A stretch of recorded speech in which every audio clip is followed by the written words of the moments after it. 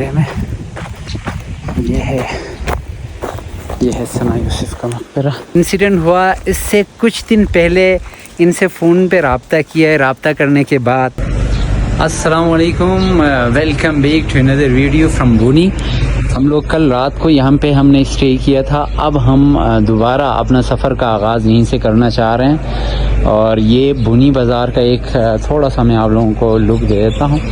ये बुनी बाज़ार है, बहुत ही खूबसूरत। फ़र्स्ट टाइम मेरा बुनी आने का इत्तेफाक हुआ था, लेकिन बहुत मज़ा आया और बहुत ही खूबसूरत जगह है। बुनी जो है बहुत ज़्यादा खूबसूरत है। तो हम अपना सफ़र यहाँ से दोबारा आगाज़ करने जा रहे हैं। हमारे साथ बनी रही आगे के खूबसूरत लम्हात को इंजॉय करने के लिए। Stay connected. वीडियो को लाइक, चैनल को सब्सक्राइब करना ना भूलिए।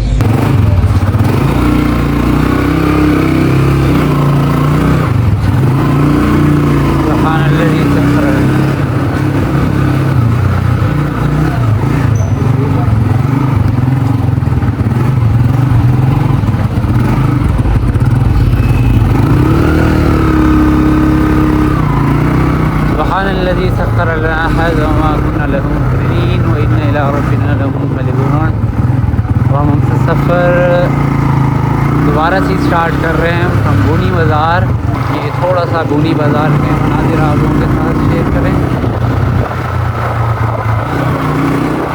कल रात को हमारा यहाँ पे स्टे था, बहुत ही अच्छा लगा, बहुत ही मज़ा आया।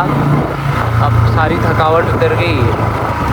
तो अब हम लोग दोबारा से अपना सफ़र कंटिन्यू कर रहे हैं।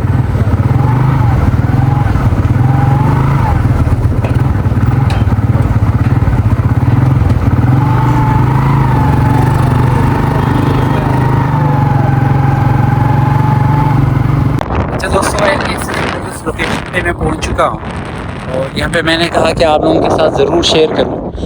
ये ज़रा देखें कि ये ग्लेशियर्स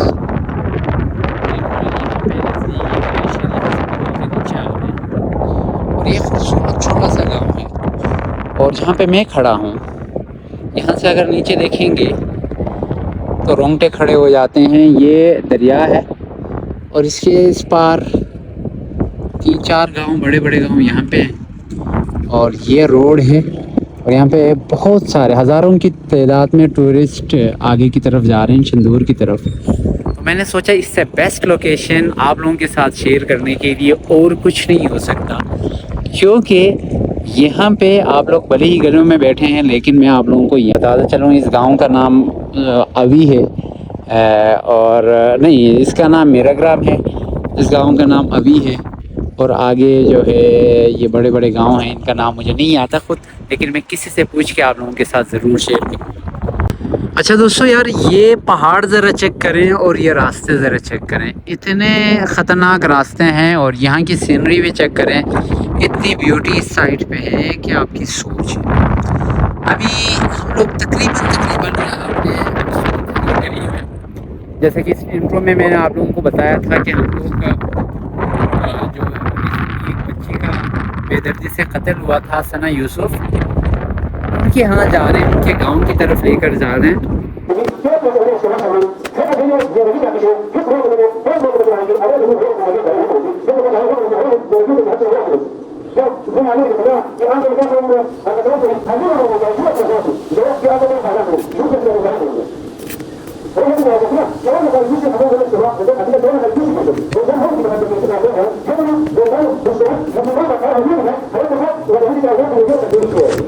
अच्छा दोस्तों, हम लोग मस्तूज पहुँच चुके हैं और यहाँ पे जुमे का टाइम था, तो मैंने कहा कि आगे सफ़र करने से बेटर है कि यहाँ पे जुमा पढ़ के फिर ही आगे जाया जाए। तो ये मस्जिद है, बहुत ही खूबसूरत मस्जिद है। तो हम लोग फाइनली मस्तूज पहुँच चुके हैं और खैर वो आफियत, बस आखिरी स्टॉप हमारा रह गया है। और यहाँ पे आके जुमे की नमाज़ पढ़ ली, उसके बाद फिर यहाँ पे खाने का दिल किया, तो मैंने कहा कि भाई यहाँ पे आ जाते हैं, भाई के पास क्या कुछ है। अस्सलाम वालेकुम। बात जगिया सेहत मिजाज बराबर क्या क्या तो शनला वक्ती क्या इस पते इसको सना माशाल्लाह माशाल्लाह। भाई यार चावल लगा दो, काफ़ी भूख लगी है, काफ़ी लंबा सफ़र करके आए हैं, तो थोड़ा बहुत यहाँ पे खाना खा लेते हैं, फिर उसके बाद अपने आगे का सफ़र कंटिन्यू करते हैं। खाने में हमने चावल मंगवाया, साथ में कुछ सैलेड मंगवाया है। तो खाने का टेस्ट सही है, अच्छा है। शादाब कैफ़े, जब भी आपका आना हुआ तो मस्तूज में शादाब कैफ़े में ज़रूर। जी दोस्तों, हम लोग मस्तूज बाज़ार पहुंच चुके हैं। यहाँ पे खाना वाना खाने के बाद मैंने किसी से पता किया तो मुझे बताया गया कि उस बच्ची का घर यहाँ से, इस जगह से तकरीबन कोई 20 मिनट के मसाफत पर है। तो ये दूसरे डायरेक्शन पे हमने जाना है। तो मैंने कहा कि यार मैं ज़रूर जाऊँगा उनके गांव, ज़रूर जाके मैं वहाँ से वापस आऊँगा। तो मैं आप लोगों को साथ लेकर जा रहा हूँ, आप मेरे साथ आइए। सना यूसुफ के आबाई घर की तरफ जा रहे हैं और वहाँ पे जहाँ पे उनका मकबरा है, जहाँ पे दफन किया गया है, उस जगह की तरफ जाते हुए मैं ये रोड देख रहा था। ये रोड की हालत ज़रा देखिए, बहुत ही इसका कोई पुरसान हाल नहीं है, लेकिन साथ में ये इस जगह की ब्यूटी का अंदाज़ा लगा ले यार, कितनी खूबसूरत जगह है। और यहाँ पे देखें, मतलब हर तरफ आपको ग्रीनरी, ग्रास और हरियाली नज़र आ जाएगी। तो ये रोड की कंडीशन देखें, बहुत ही बुरा हाल है। तो ये दिखाने का मकसद ये है कि अभी तकरीबन कोई 15-20 मिनट का सफ़र है, वहाँ पे पहुँच जाएंगे। ये मैं क्यों दिखाना चाह रहा हूँ, मैं यहाँ पे क्यों आना चाह रहा था, मैं सिर्फ़ और सिर्फ आप लोगों को ये बताने के लिए मैं यहाँ पे आया था कि देखिए वो बच्ची, मतलब इतने बैकवर्ड एरिया में रहने के बाद वो अपने दिलो दिमाग में कुछ सपने उसने सजाई थी और उन सपनों को कंप्लीट करने के लिए, पूरा करने के लिए वो यहाँ से निकल के इस्लामाबाद चली गई थी। वहाँ पे जाके अपनी मेहनत कर रही थी। लेकिन इस दरिंदे इंसान ने पता नहीं मैं क्या अल्फाज उसके लिए यूज़ करूँ, मेरे पास अल्फाज नहीं है कि मैं उस बंदे का नाम तक लेना नहीं चाह रहा, जिसने इतनी दरिंदगी दिखाई। उस बच्ची के जितने भी ख्वाब थे वो सारे के सारे क्या कर दिए उसने, तबाह बर्बाद कर दिए। उनके पेरेंट्स के जितने ख्वाब अपनी बच्ची को लेकर उन्होंने ख्वाब सजाए थे वो सारे के सारे बर्बाद हो गए।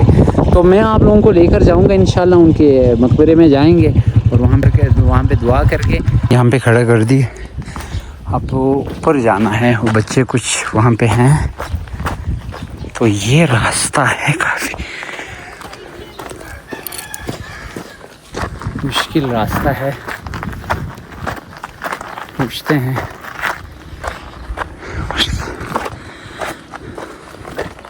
बल्कि पहुंच गए हैं, बस थोड़ा ही फास्ट। मुश्किल सफ़र था, बच्चों ने बता दिया कि आगे कहीं पे है मकबरा, जो है वो आगे कहीं पे। घर वाले कोई मिल जाएंगे तो उनसे ताज़ियत करेंगे। एक्चुअल में इनके घर वाले इस्लामाबाद होते हैं, इस वजह से हम पहले उनके मज़ार में जाएंगे और फिर उसके बाद के घर वाले अगर कोई आ गए तो उनसे भी ताज़ियत करेंगे। मैं थक गया, वहाँ से मस्तूज से यहाँ तक जो था बहुत मुश्किल सफ़र था, बहुत मुश्किल। ये हम लोग फाइनली पहुँच चुके हैं सना यूसुफ के मकबरे में। ये है सना यूसुफ का मकबरा।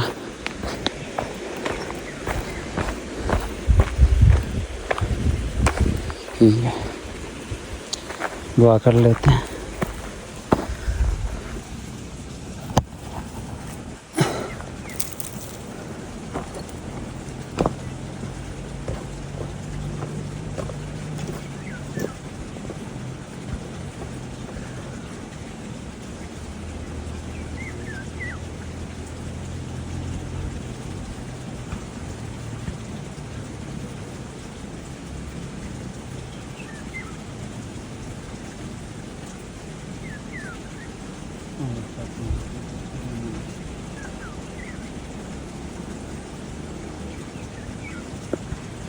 अच्छा जी, हमारे साथ सना यूसुफ के सगे चाचा मौजूद हैं और सना यूसुफ के ख़ुद पेरेंट्स जो हैं वो इस्लामाबाद रहते हैं, तो इस वजह से वो केस के सिलसिले में इस्लामाबाद गए हैं।